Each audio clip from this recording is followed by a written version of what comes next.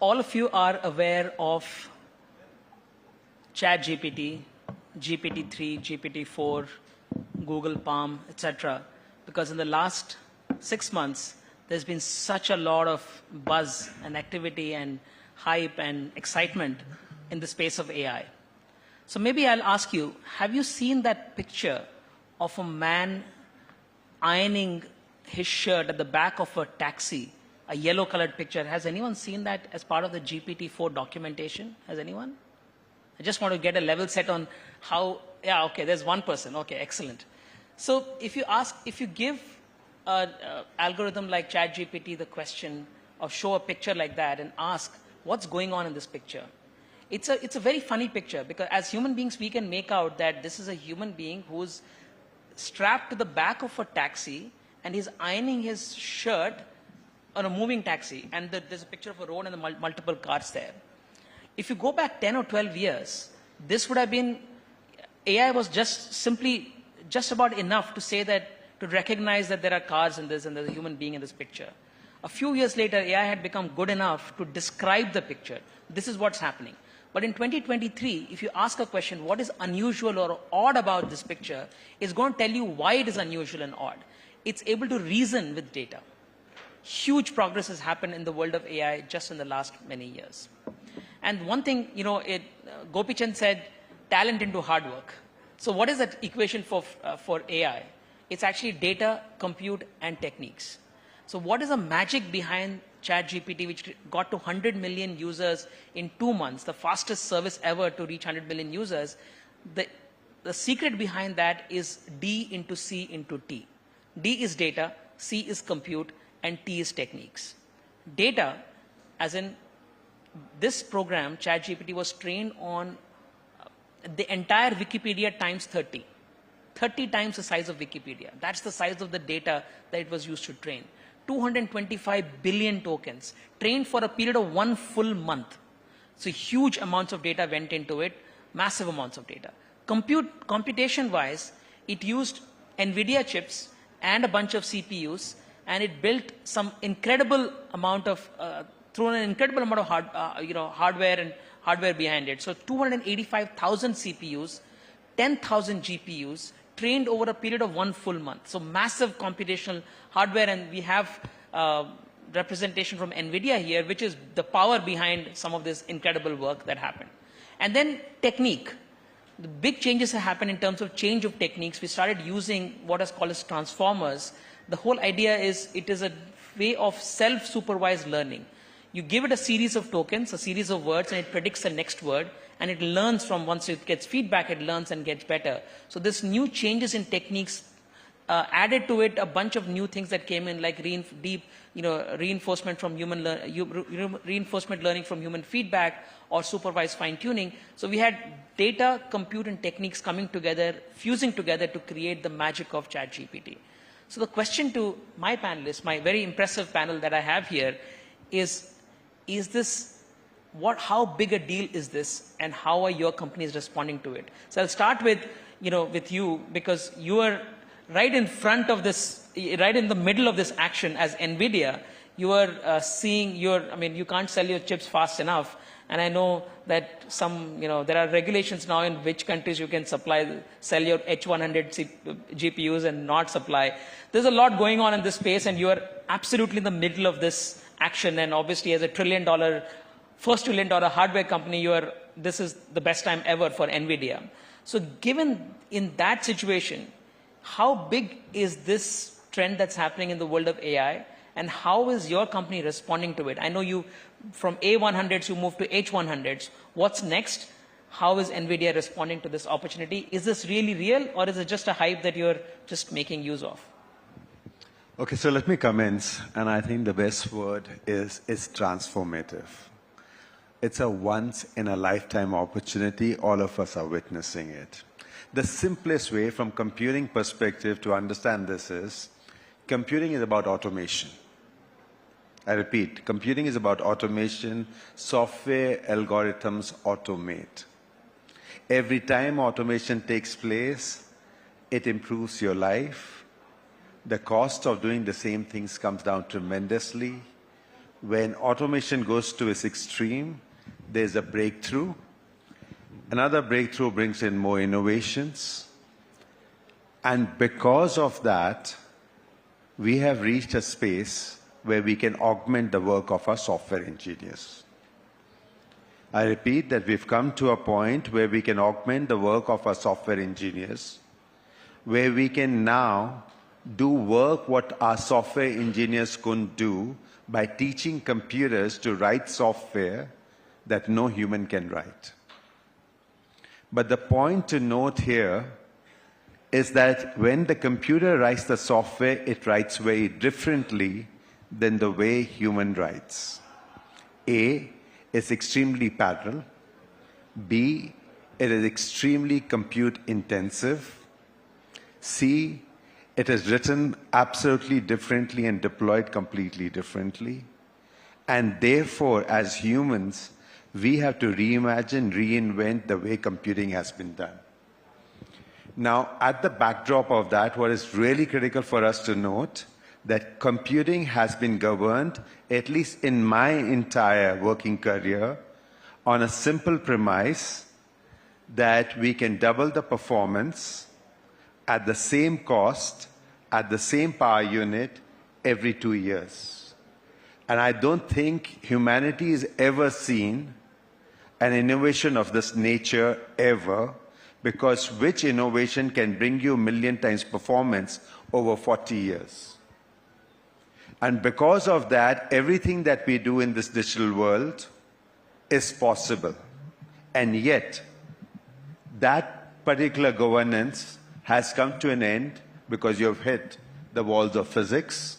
There's hardly any innovation that's taking place there, just at the time where you have a capability to write a software which is completely of a different league. And if you allow me for a minute, the big bang of AI was 2012 by recognizing 14 million pictures, and it had 282 quintillion floating point operations. With Transformer, you're talking about 323 sextillion floating point operation, which is 100 million times more in less than 10 years. That's the computing need that is required. And you have an ability now that you can talk to your own domain, to your own digital experience in natural language, even if your grammar is extremely poor, like mine. And you can talk in a natural way.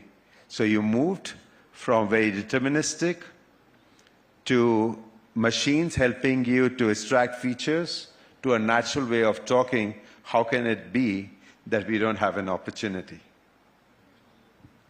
I'll come to you as you're representing AWS, and AWS has traditionally been at the forefront of all kinds of innovation on the cloud. As someone who's a big fan of Jeff Bezos and Amazon in general, I've seen Amazon do a wonderful job of releasing some 250 services every year. You do reinvent, you release some 250 new services.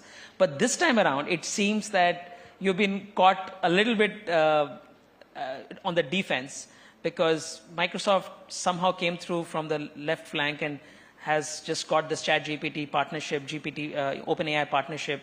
And then Google with its own stuff also showed something very capable in May. But AWS, I know you have made some announcements around Bedrock, etc., but seems like at this point of time, it's sort of you're fighting to stay ahead of the rest. So from the worldview of AWS and Amazon, how big is generative AI and the changes that are happening in this world, and how is Amazon and AWS responding to it? Okay, so yeah, I mean, generative AI, like he mentioned, also definitely one of the most transformative technologies of our times, right? I mean, for people a little old like me, we've seen the internet happen once, and after that, probably the biggest thing that's happened is generative AI, where we see the opportunity, we see all the things that you mentioned earlier. Just to kind of, address your earlier thing that you said, machine learning and artificial intelligence has been at the forefront of many things we have done at Amazon for over 2 decades now. So almost for 20 years now, whether when you go to the Amazon shopping app and even make a spelling mistake, but we still tell you what product you may be looking for, or the recommendations that kind of, come in there, or Alexa, which has been there as a voice assistant for many, many years, or the robots that you might have seen videos of, doing all the things in our fulfillment centers and automatically picking things, flying drones, which are, doing deliveries and all that. There's a lot of research and a lot of, advancements in AI ML that have been happening, and specifically when it comes to AWS as well, we have, one of the largest number of machine learning services that are available out there, both ready to use machine learning services, as well as platforms like Amazon SageMaker, which a lot of developers use. More than 100,000 customers today use AWS services for machine learning, on an ongoing basis. So I wouldn't really say, that there was any kind of thing. There is continuous progress that's happening in this space. We've generally looked at generative AI from 3 aspects, right? So we look at one, building the infrastructure for people that want to build their own foundational models, or want to kind of, build their own versions of large language models. And for that, we have innovated with our own chipsets, where you have Trainium and Inferentia and all the different chipsets that we provide for customers to be able to do the thing, while we also have a whole suite of Nvidia and other chipsets that are available for customers to choose from. The second area is the tools, like I mentioned, SageMaker and SageMaker Jumpstart. You can today go to SageMaker Jumpstart and just start off building generative AI applications with ready-to-use notebooks and ready-to-use models that have been provided there. Both commercial models as well as open models that are that are part of SageMaker today that you could kind of use. And the third part is building ready-to-use AI services. Some of those services have been there for many years, whether it is recognition or for text and comprehension, for text classification, all those kind of things. But then there's also, like you mentioned, more newer services like Bedrock, which will provide easy API access for those who don't want to bother with training or doing a lot of things, but they want to use generative AI. They could just use it like an API access. We also have new services like Code Whisperer, which allow developers to kind of start using AI to write code when they're doing that. So yeah, there's a lot of stuff happening, and truly a fun time to be in this space. But do you think it is a super important moment for AWS? Yeah. Like I said, it's for the entire industry. I think it's a transformative time for entire. I would say for all industries, it's a transformative time to see how AI is maturing, and we could kind of leverage it to do a lot more. Abhishek, I'll come to you next. Government of India has been certainly talking about AI, and there have been a number of initiatives in AI for the last many years. So when you see the generative AI revolution that's happened in the last 6 months, is this a significantly bigger thing that the government has to think differently once again, or is it incremental? So how big is the opportunity or the risk or the challenge of the generative AI revolution as seen by the government of India, and how is the government responding to it? We do see it as a huge opportunity, as the world is seeing and all of us are seeing, and more importantly in the sense that when the government is trying to ensure access to services for all Indians. Very often we take pride in saying that we have 875 million people who are connected to the internet, they're accessing services. But when we say that, we also realize that there are 500 million people who are not connected to the internet. And very often, these 500 million people would require to get access to e-services, services in all Indian languages, and more importantly, voice-enabled services. Because we have found that very often when we make applications which people like you and me use, when we take it to the to the bottom of the pyramid and people who are there who don't have smartphones, they find it struggle to go to a website or download an app or use it, enter the QR codes or the captchas that are there. So they would be connected if they have voice-enabled services. And we feel that generative AI has a great potential in bridging this gap and in providing more accessible services. Few examples that we had, like the Bhashini project that we are implementing along with industry, along with academia, that has like really, we built an interface of Bhashini with the OpenAI generative AI solution, and it could allow people to actually talk to you give a voice command and get reply with regard to which services a person should be available, will be eligible for, or how do you find blood of a particular group that you're looking for, or how do you get a ration card, or how do you get access to PM Kisan card. So these services were built in using that. So we feel that once this is done, it will provide huge access to services. But yes, it's easier said than done. What we have found is that amongst the three things that you mentioned, data, compute, and the techniques, data, we are rich. We have implemented a lot of digital transformation projects which have led to availability of a lot of data in almost every sector, whether it's healthcare, agriculture, or education. We also have a lot of capabilities when it comes to developing techniques, and we have a huge talent. We are regarded as the back office of IT, AI across the world. But the biggest challenge that we have is of compute. And of course, with the AWS and Nvidia here, as they were mentioning, we do see that if we are able to provide access to compute to Indian researchers and startups, they will be able to create magic. They will be able to use the data that we have, develop solutions which will help easier diagnosis of diseases, easier access to agricultural services for farmers, and the solutions that we develop in India with our expertise will be an example for the entire world. So we do feel that it's a great opportunity if we are able to bridge the gap of access to compute and train people. In fact, just one more point I would like to add, that when we look at, when Vishal mentioned that the H100 chips and the new technologies and the hardware which is coming up is like making software code writing more efficient. Today, like most people say that with generative AI, they can write code 3 times faster, but it also means that the job of 3 software engineers will be done by 1. So it has a huge ramification with regard to our talent pool that we have with the ITS sector, that how do we ensure that we reskill, we upskill our software workforce in order to ensure that they do not lose out in the job market, and they are still relevant as these technologies evolve and create and become like more ubiquitous. So providing compute and skilling and reskilling for ensuring that we retain our talent advantage becomes very, very critical when it comes for India's role in this field. And you do think it's breakthrough and not incremental? What happened in the last 1 year, is it just a continuation of series of incremental changes that are happening in the world of AI, or do you think it's a pivotal new moment for India to take fresh note of and reassess? In many ways, it's disruptive, and it's like it's not incremental, it's a breakthrough, and we need to quickly get our act together in trying to get access to high-end compute for our industry, for our researchers, and also run the reskilling and upskilling programs in order to ensure that we make the most of the opportunity that is there.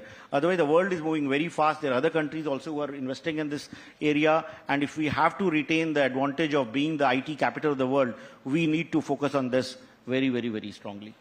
So I think to what it's emerging from the answer to the first question is that this is not a incremental moment. It is a breakthrough moment. It is, in fact, it's not overhyped. It may be underhyped. What is happening in the world of AI, it's not that there is too much hype. It may be that people are not talking about enough, because what could change is quite fundamental. It could change the nature of the world economy. It could change the nature of jobs, nature of work, certainly the nature of innovation in startups.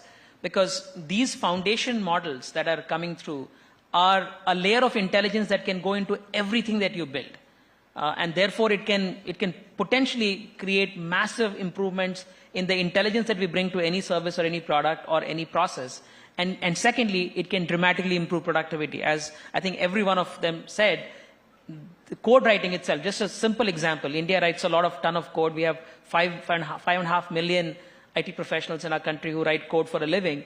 Now, each of them, if they can do double their work with the same amount of time, that is a fundamentally different world that we are looking at. So the productivity improvements across a whole range of activities, plus the intelligence explosion that can happen through services like GPT and others, I think this is fundamental. So that's, I think we've sort of more or less, there's consensus on that, on the first question. So let me now come to the second aspect of what we are trying to do, which is, what is the size of the India opportunity here? And again, some of you are selling into Indian clients and Indian startups and seeing the innovation happen. And some of you are using, and you're obviously also setting up the infrastructure and the ecosystem for Indian entrepreneurs to succeed. So how big is this an opportunity for India? Is this a moment for India to come from, okay, we are the back office of the world to we can lead the world? Is it possible?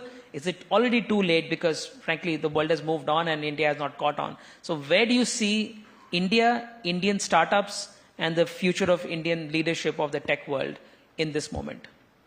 Anyone can start. Okay, let's start. You want to go? So it's pretty straightforward. I think we are in most interesting time. What is beautiful is our nation knows what our grand challenges are. They are articulated from Prime Minister to everybody. We know our grand challenges are across education, healthcare, urban mobility. And more importantly, we know that the approach to that is AI, and that's why there are very well-defined draft papers which clearly show what is our strategy. And our strategy is #AI for all. This is 1.5 billion people. 1 out of every 8 humans are here. That's your opportunity.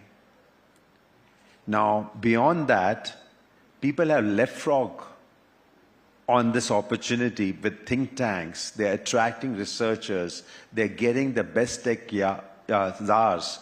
The best of IT companies are getting onto it to solve these problems. If you have grand challenges, you've got the right vision, you've got the right conditions, how can it be any different?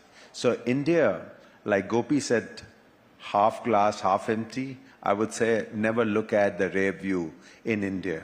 Just look at front. Just move. The opportunity is forward. Do not compare the past. Data will mislead you. There's hardly anything to look at. This is our time. Let's go and make it happen.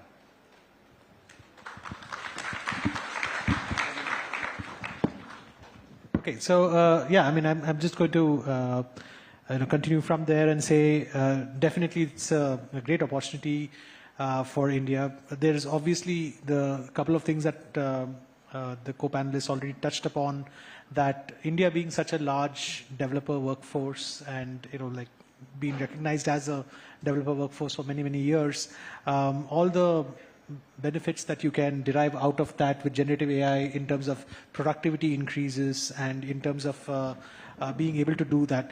In general, when we look at customers using generative AI today, I generally look at it as productivity as one major area, whether it is development or coding, or whether it is for things like document summarization in the healthcare space. Like looking at a lot of you can imagine medical journals with hundreds and hundreds of pages and all that, and somebody having to manually look through a lot of things. You could kind of automate those kind of things very easily.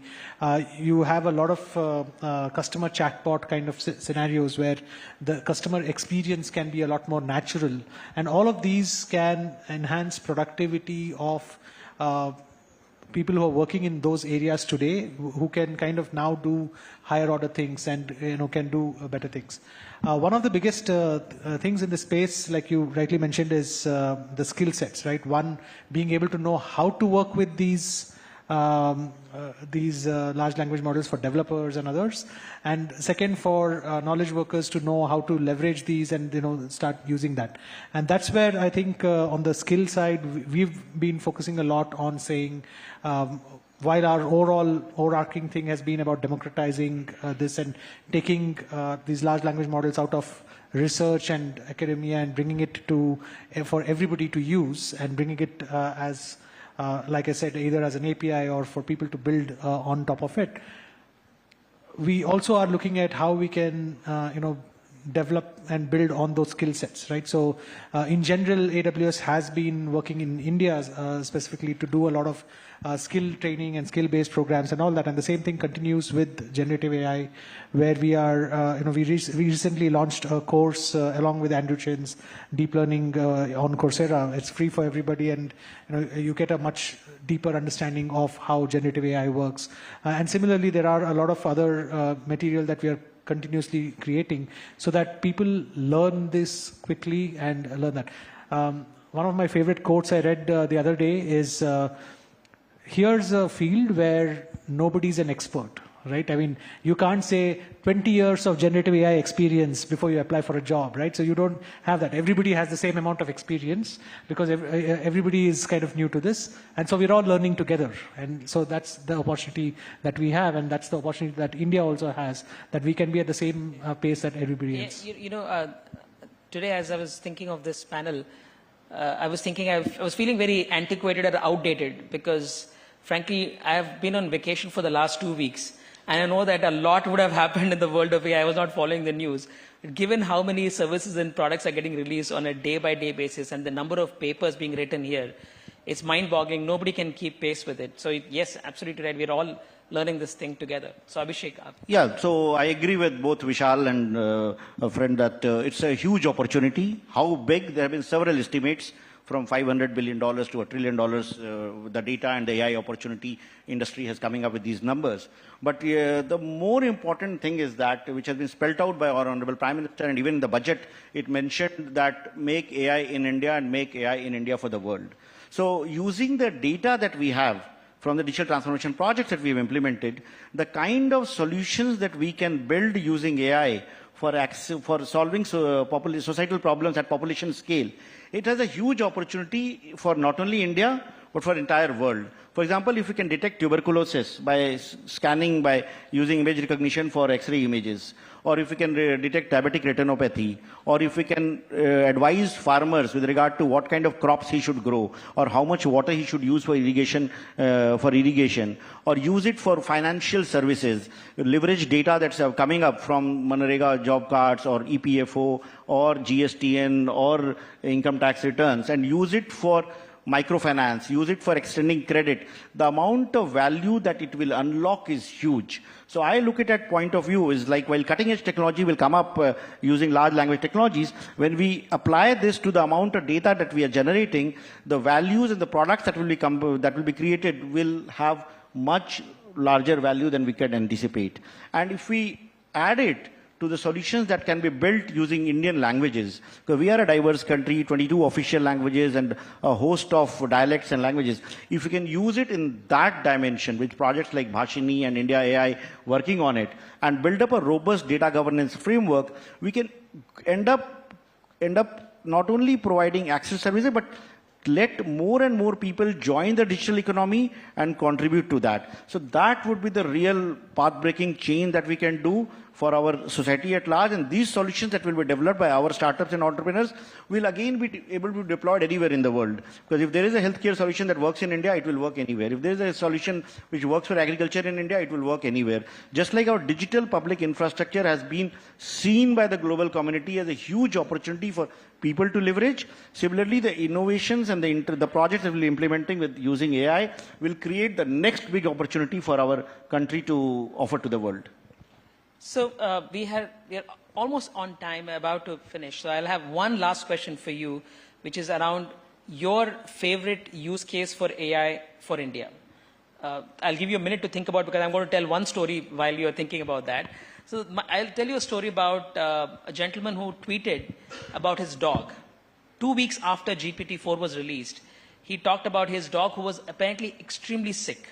He had taken his dog to the vet a couple of times. They tried various kinds of drug therapies, and the dog was not feeling it. It was anemic and it was getting worse, and he thought he was going to lose the dog. So as a last-ditch effort, what he did was he pasted the entire blood reports of the dog on GPT-4, not GPT-3, because GPT-3 was not giving him good answers. GPT-4, he pasted the results and said what could be happening, what are the potential diagnoses for this dog, and it came up with a few, and then he said, what should I, what are the most likely ones? It gave him 2 potential diagnoses. He took those 2 diagnoses, went back to his vet and said, I've got these 2 diagnoses from GPT-4. And the first one of those was actually an autoimmune disease that the doctor had not considered. So he understood it, instantly put on a new drug therapy, dog was saved. Just imagine the power of using AI to drive decision making. I do believe that a few years from now, we'll feel it would be irresponsible for any expert to not use AI in making decisions. That is the way, that is the world that we're going to move towards. So with that, I'm going to ask you your favorite AI use case for India as we wrap up this session.